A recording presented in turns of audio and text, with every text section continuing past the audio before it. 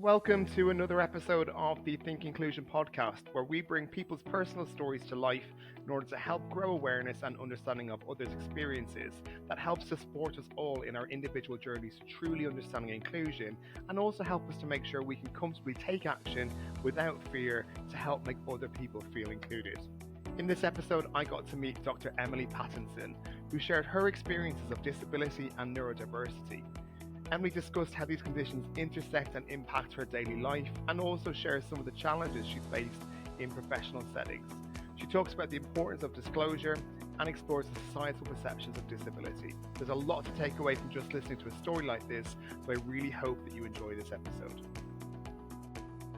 Hello, everyone, and welcome back to another episode of Think Inclusion podcast. As always, my name is Garry Clarke-Strange. My pronouns are he, him. And today I am delighted to be joined by another fantastic guest who is going to join us and talk about their story. So I'd like to introduce you all firstly to Dr. Emily Pattinson.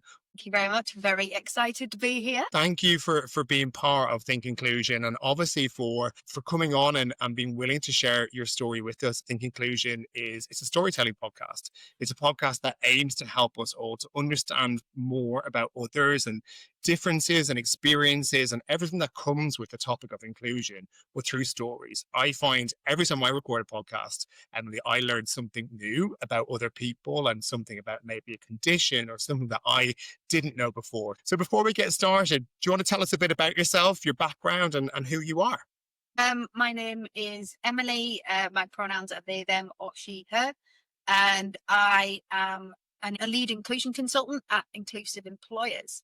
My background from a work perspective is I refer to myself as a data nerd. I've come through research and academia, did a lot of health research. And prior to that, I was an athlete. So had a whole nother career before even starting that one. Tell us quickly about the athlete side of your career.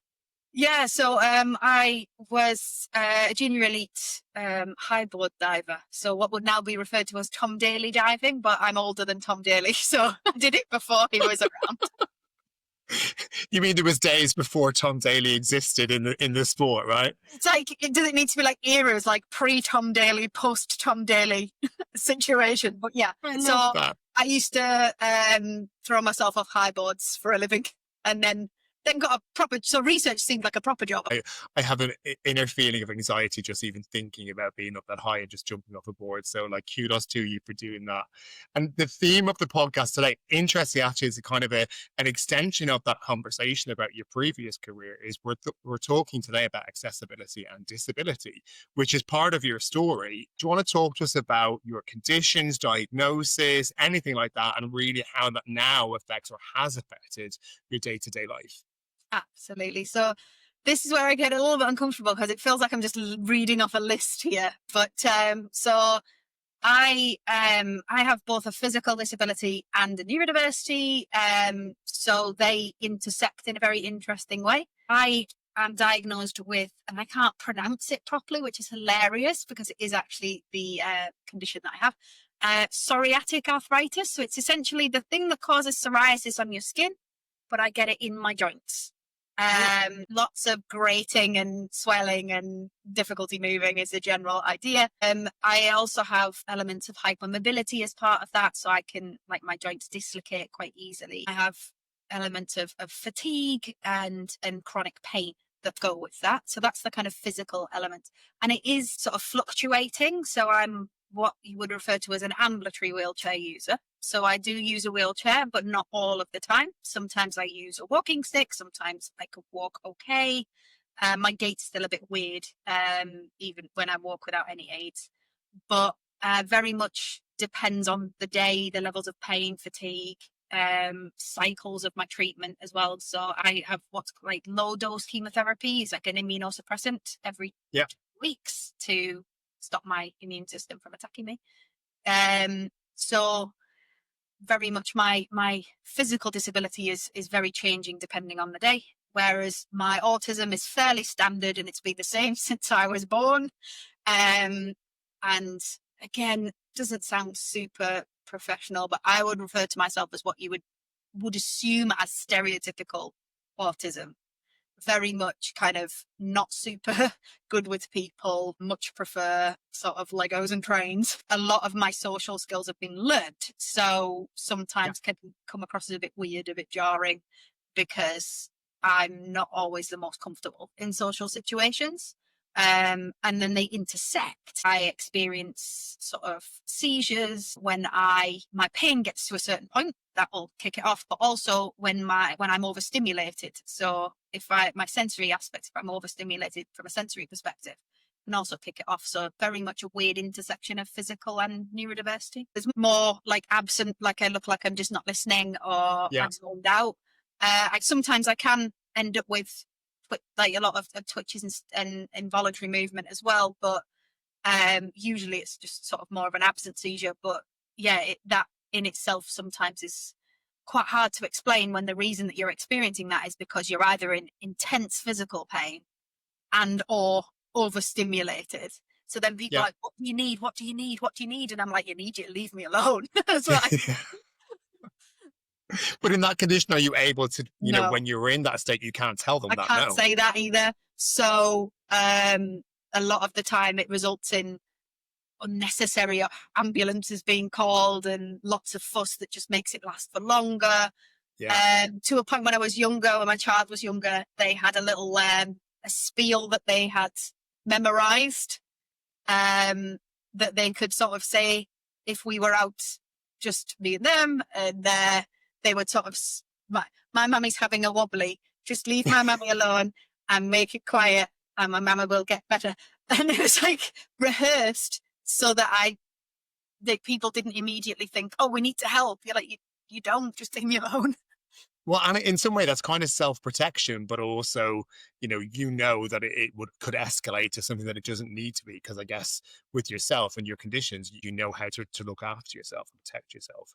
When did the diagnosis happen? Was autism, was that something from a young age? So interestingly, I'm in that weird bit where everybody knew I was autistic, but didn't want to get the official piece of paper because, again, stigma. My father was genuinely concerned that I might have been taken away, like that there would have been judgments about his parenting, because I lost my mum when I was very young, so my dad was a single parent, and I think a lot of fear there. So we all knew it. It was like, the worst kept family secret, but no one. I didn't actually get the piece of paper until my early 20s. And that was because I was trying to get a referral for my child, and it was taking a really long time. So there was no family history, like you're not a high priority. But I spotted it in my child from 18 months old, because obviously I could see they very much relate to them. And so I said, absolutely, that's fine. So I went through the adult service, got my diagnosis in a matter of weeks, because they were like, yes, you tick all the boxes. And I guess I didn't need the diagnosis for myself, but it was really interesting to allow me to maybe become a little bit more accepting. But then interestingly, I didn't ever describe myself as a disabled person until my physical disability, which, whilst I did have symptoms of that in my childhood, so that sort of maybe started around about 15, 16. I didn't get a diagnosis until my early 30s, because of the nature of the condition being very rare. And there were quite a lot of medical gaslighting, if I'm honest. There's a lot of neurodiverse people who don't consider themselves to be disabled, even though they might be protected by, disability discrimination law. But I've spoken to a lot of neurodiverse people who don't want to be seen in that space. They are comfortable that they're neurodivergent and have a neurodiverse condition, but don't want to be seen as disabled. It's so interesting how people look at it quite differently. And that's it. And it's weird because it's like I wouldn't say I was uncomfortable with the terminology, but it was almost like I felt like I didn't. It's internalized ableism. I felt like I don't belong in this space because the way that my autism impacts my life. And I think it's when you're very, very high masking, low support needs, you don't necessarily see how it impacts you because you adjust your life accordingly. And it's not until you talk to other people and you find out things about other people. I didn't know until very recently that other people don't have an internal monologue, like a constant, almost like a narrator in their head at all times, just talking like, oh, look, there's a squirrel over there. What's happening there? What's that? That's really bright. And that's like constantly going in my head all the time. And I didn't know that other people didn't have that until I think I said, because my dad has it. And, you know, so in our family, I'm quite, you know, in the majority. So when we then were talking or something at an event or something, and someone went, what do you mean? And I was like, yeah, you don't have that sort of annoying voice that just commentates your whole life. And they're like, no. I was like, oh, okay. And it was but that's what's normal to you. It's always been there, and you've learned that's just part of who you are. And I guess this is the whole point about talking about these things. Like, you talked about the fear your dad had in the past. Like, there's so much stigma around neurodiversity in general, changing because I think we're now talking about it more.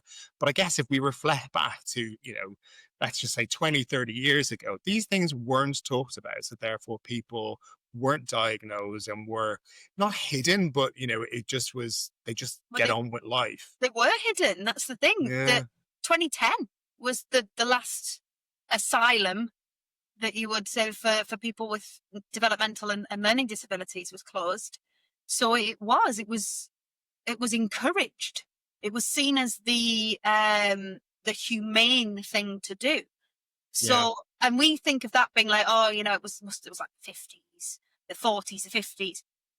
Well into the 80s and 90s, that was still very much the humane thing to do, because it was deemed that you would never be able to exist or function in society. Yeah.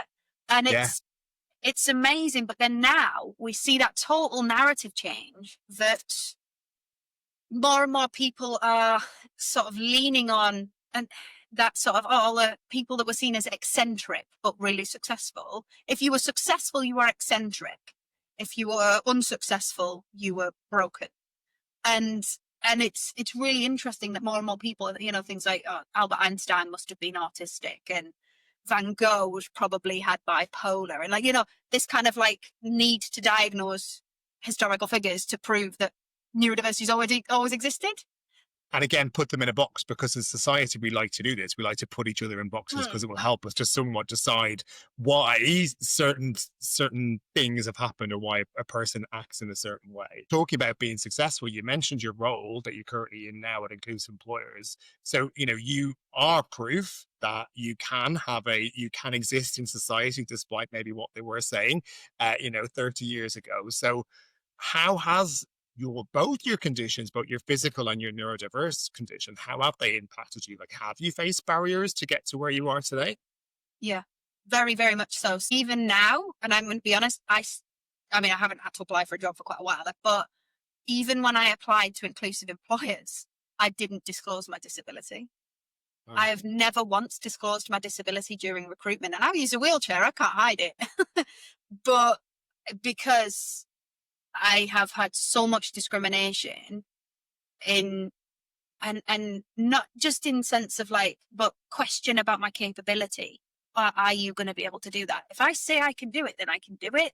Like, disabled people are some of the most resourceful people on the planet, because the world's not built for us. So we have to find a way. I was working at a university, and I didn't disclose my autism. A bunch of stuff happened that made it very difficult. I often used to get labelled as rude or obnoxious or aggressive, and it wasn't intentional. By no means do I think that. And this is the narrative we see more and more now. Like, I'm autistic, therefore I can be badly behaved. No, absolutely not. You cannot. But it doesn't excuse, it explains. And so sometimes I would often get sacked for being insubordinate. Now, I maintain, is it insubordinate if you're right? But I've now grown and learned that you can be right without being a butt about it. Yeah. Which isn't a skill I had before. So I then got threatened by a senior member of staff who told me that not disclosing my autism at the point of employment was grounds for dismissal. Now, luckily, I know employment law, and I was like, I think you might find it isn't, and that is very discriminatory. They were trying to bully me out by saying that because I was autistic, they didn't have to keep me. And it's like, and that wasn't even that that was 2020, 2019. Like, that's not a long time ago. It wasn't until I was able to understand more about me that I was able to then recognize the support needs that I did have, Did need.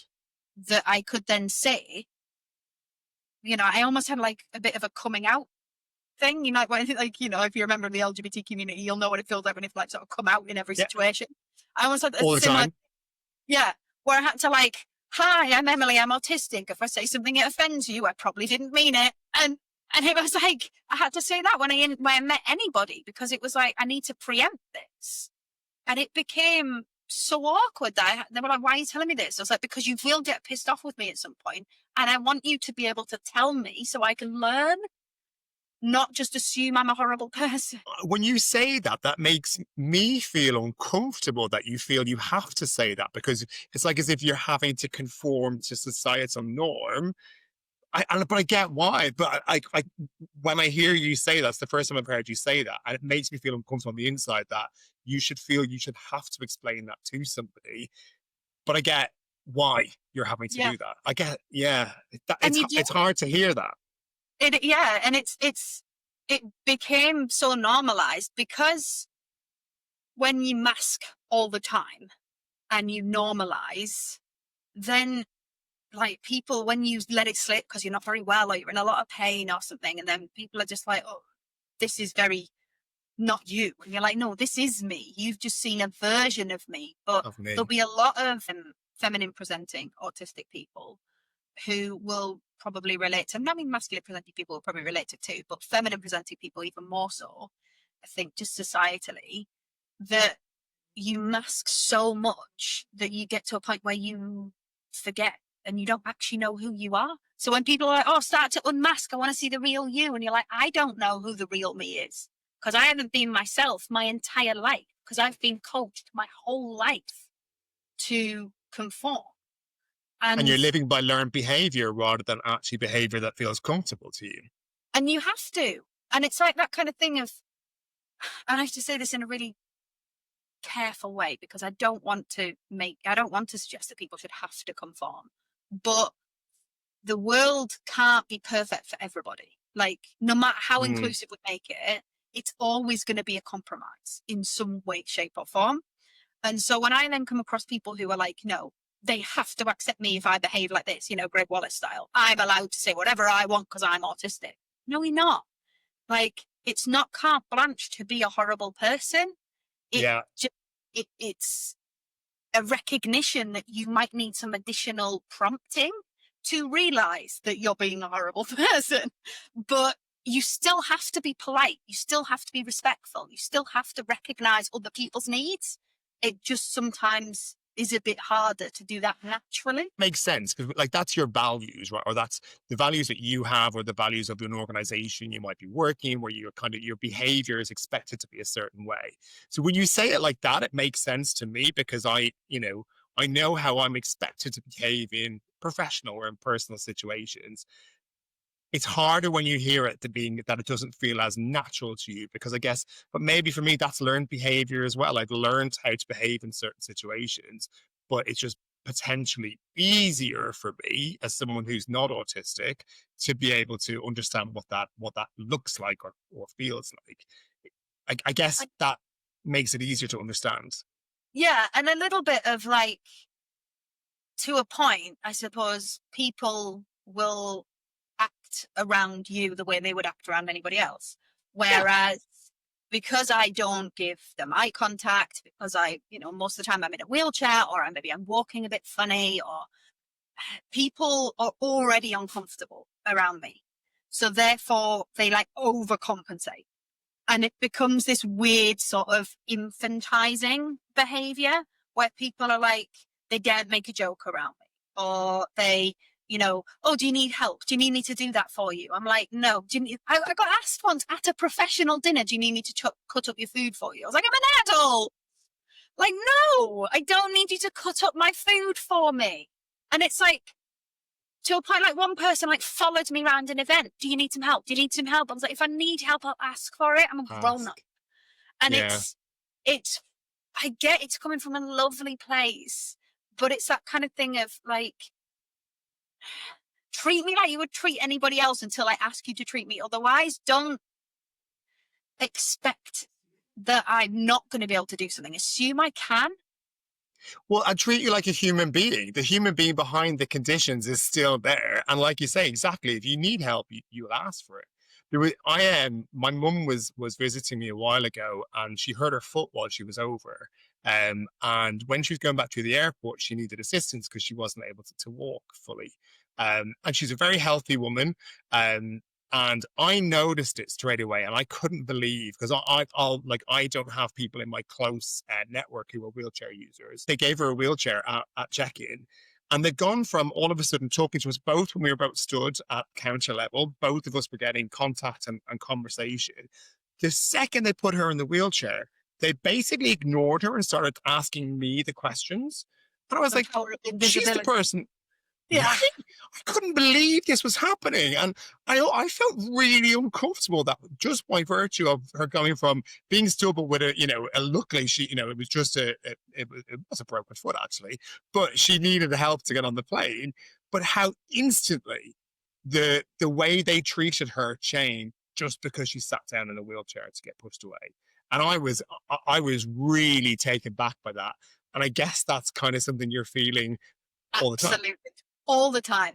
And it's to a point where we, my wife and I went to go and see the women's Euros final recently. It's amazing the power of invisibility I acquire in certain countries and in certain situations where suddenly I'm the organizer in our family. My wife doesn't know where we're going. She doesn't know what time we need to be there. She just refers to me because I'm autistic. I like the structure and the rules and the knowing what's happening. So she just lets me do it.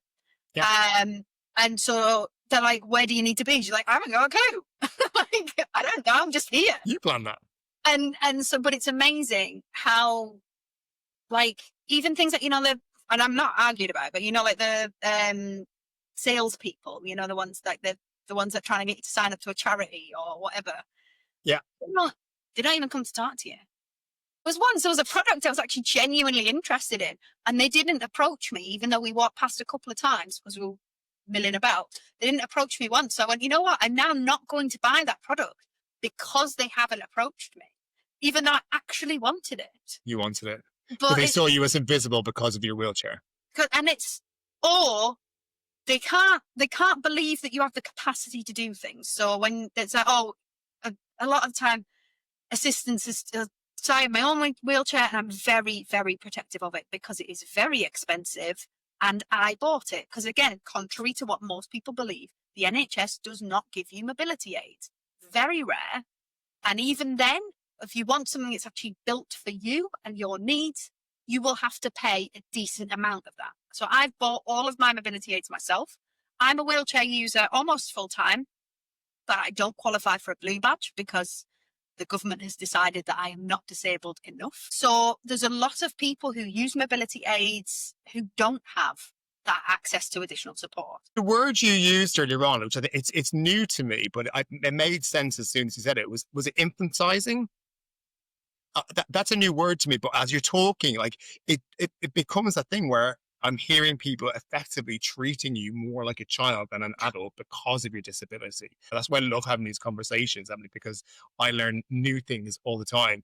Also, earlier on, before the record, you'd sent me some details, and you'd said, I also am very open about when I don't know things, and I'll go and Google it because I think we have to remove this fear of not knowing things, expecting we should know. But you said you're an ambulatory wheelchair user. And I've heard that term before, but I wanted to make sure before we were recording that I understood what that was. So I went and Googled it, and before you talked, I knew what it was. But a lot of the time, I think, especially with disability, we're so scared of either offending or being seen to not know something that we're a bystander. We don't get involved or we don't learn. And actually, the important thing is to either ask a question to someone, because most of the time you're happy to tell us what it is, or, we have our phones. Go and find out. So you can normalize these things in society. It's easy. It's not hard. And that's the thing is, a lot of people always say, like, have a conversation with someone with a disability, but ask the questions you need the answers to, not just the ones you're like a bit interested in. Please, I cannot stress this enough. Unless you are currently dating someone who is in a wheelchair, you do not need to ask them about their sex life. But it's amazing how many times that is a question that, and it's like, if you're intrigued by something, that is not carte blanche, just ask someone a question. Yeah. If you need to know, ask. And I think you don't need to know someone's diagnosis to help them, but you need to know what are the best ways that I can help you. And I always like it when it's phrased like that. What can I do to make your life easier? It's that level between respect and being rude. Like there is a fine line in between it. And actually sometimes with the respect is around helping people to understand more, or helping where you need it, but back to where you need it, not where we as, society think you might need it or wants to give help because, we're charitable people. One thing that really changed my whole thinking around this space is what I really started to understand the social model of disability and how actually it's environments that are disabling people or society rather than the condition itself. And our role is to understand where we need to help you navigate them rather than what we think we want to be able to do. See, that's interesting because I have mixed feelings about the social model of disability. Come on. Not because I don't think it's right, and I totally agree, but I think it's just either saying it's a medicalized issue or it's a socialized issue is too simplistic. It's a bit of both. Okay. So I've seen some great work, actually as a PhD student, who's developing a new model, basically looking at combining the two and looking at, because there'll be some people who are disabled who wouldn't feel comfortable with that social model because their condition is very medicalized. They can, usually it's linked to curability. If you can recover from it, you're not necessarily going to be comfortable. No one's going to identify themselves as a cancer person.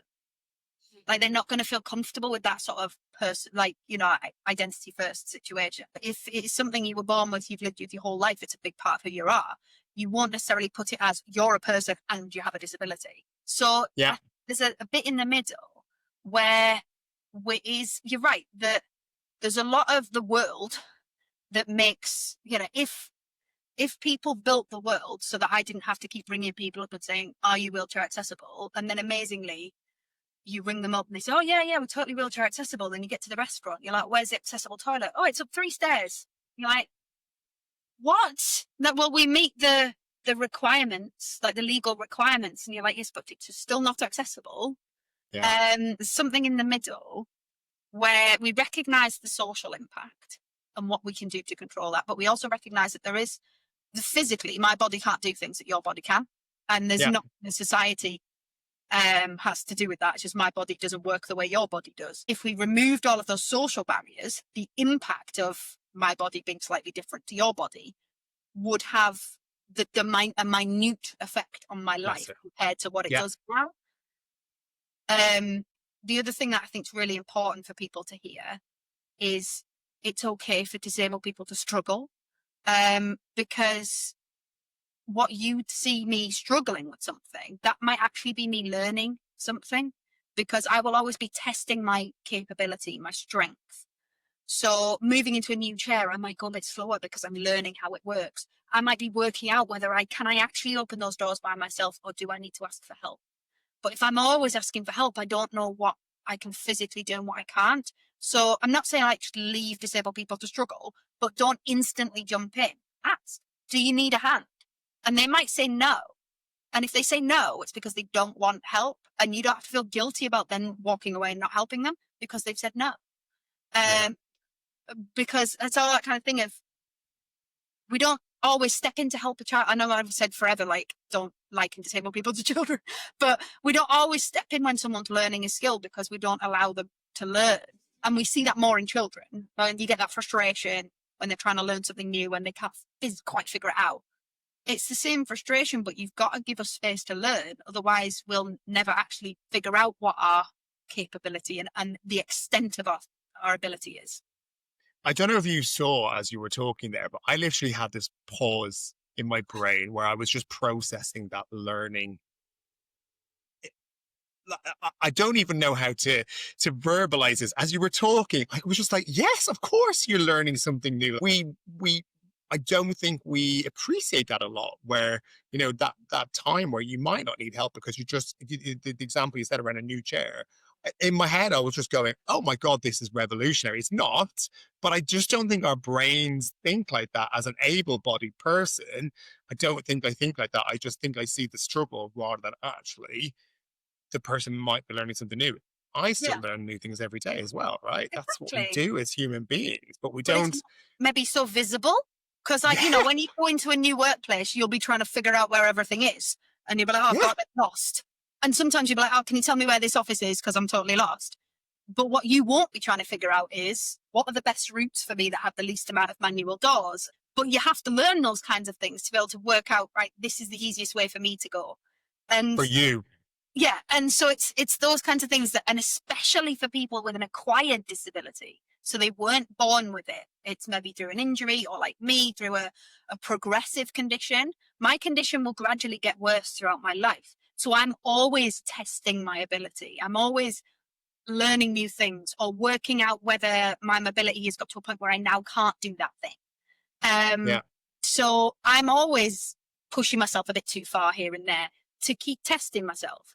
And I think when you have an acquired disability, you need to be given that scope to learn, get annoyed, get frustrated, because that's how you get your independence back. There's a word that you said at the start, like again, I'm thinking now, so the intersectionality of your neurodiverse condition with that as well. I can probably see at times where that frustration might become a bit of an issue with your autism as well, where there's this constant battle for you. Really want to talk to you a bit about like how you're doing work now to, I guess, support other people and organizations through working in inclusive employers. I do all sorts of things in terms of helping people. One thing that I found really interesting recently around accessibility is this idea of moving beyond compliance. So I'm doing a lot more of actually going into people's sites and experiencing it as a disabled person, almost like a mystery shopper, but for disability. I'm trying to get around their building. Do the automatic doors all actually work? A lot of the time we had one where we went into the building and because it was windy, they turned the automatic door off. But then now I can't get in because the door's too heavy and I can't push it.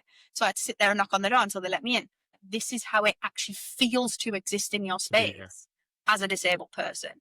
And that's so much more productive than us just sort of giving them a checklist of, like you can be legally compliant, you've got an accessible toilet, you've got a ramp, but how does it feel to come into your building and always have to go around the back because that's where the ramp is?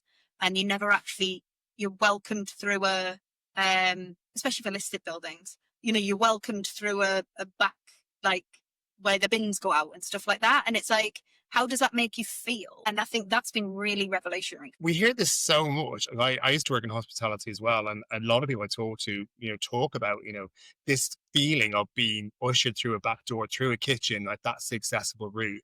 And a lot of the time we talk about, being that compliant is just being compliant. It's not actually including people. It's not making people feel welcome. If you're just ticking the basic boxes of legislation, then you are just doing the basics. And actually to truly welcome or make people feel like they belong in a space, regardless of whether it's disability, accessibility, anything, you've got to go so much further. The difference of having someone with lived or living experience of this is so beneficial because you see things that others wouldn't see because of your own personal experiences or at least your insight to that world. It might not be something that's, experience you have, but it's more obvious to you because of your experiences, right?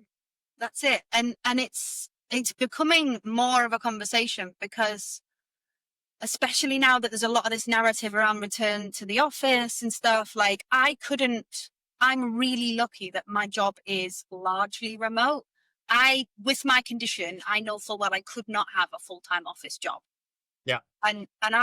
Whereas I thrive in my job because of the flexibility of being able to, I do go out and I work with clients and I do things in person, I go in the office, but I have the flexibility to do that and the trust to do that based on my needs and my body.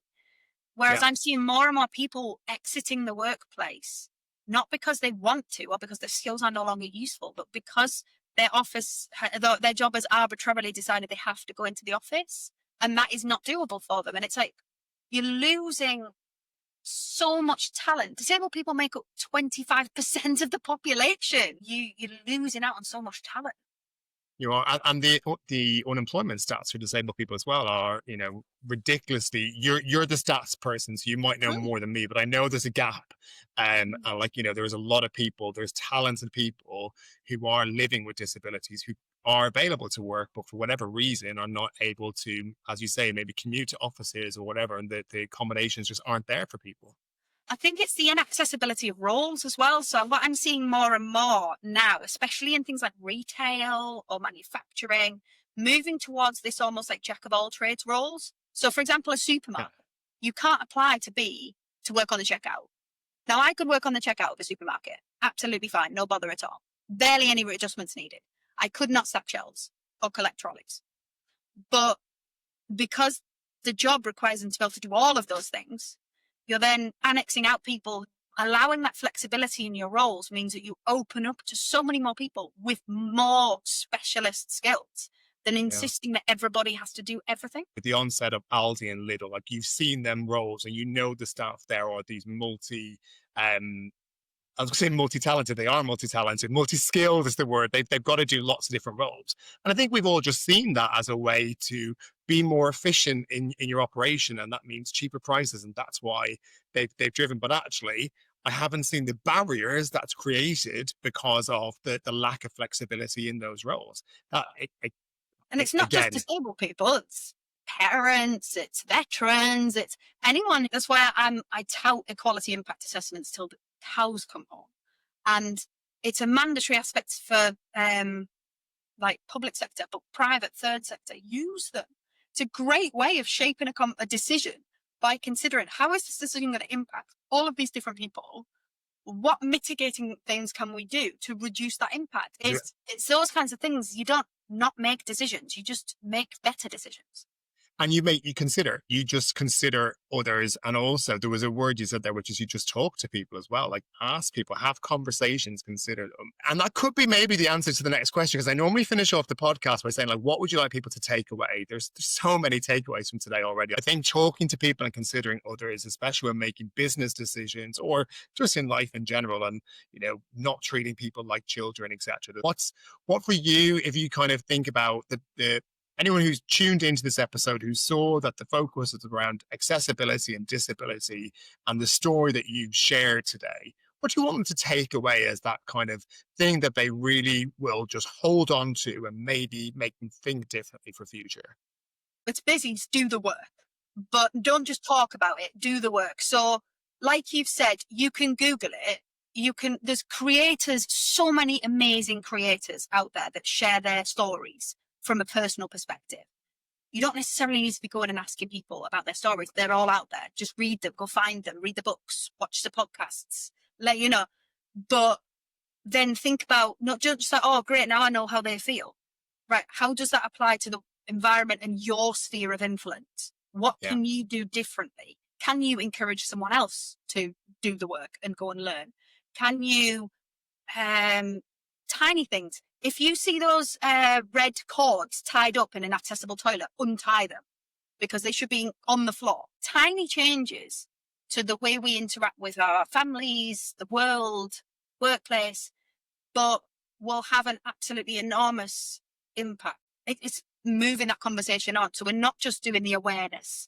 We're like, right, how do we actually change our behavior? It's do the work. I love that. Like, all of that comes back to doing the work. And it is those marginal gains that stack over time and they do make a change. And as you say, it can be little things. It can be big things as well. But it does require people to do the work. It has been an absolute joy having you on Think Inclusion. Thank you so much for giving up your time and sharing your story. In the show notes, we'll put your contact details in if anyone wants to reach out. Thank you for having me. This has been absolutely amazing. Thank you for tuning in. Thank you for listening. As always, if you are listening on one of the main platforms, please like and subscribe. It really helps us reach more people. That episode really made me stop and think. Hearing Emily's experiences and their story can only make you see things from a different angle. And that's exactly the point of the Think Inclusion podcast. It's about sharing stories that help us expand our understanding and our knowledge just simply by listening to others. I hope you enjoyed this episode, and remember, if your company is looking for support in making your inclusion goals a reality, I'm here to help in many different ways. Get in touch with me at Garry@thinkinclusionconsulting.com, that's Garry, and let's see what we can achieve together. See you on the next episode.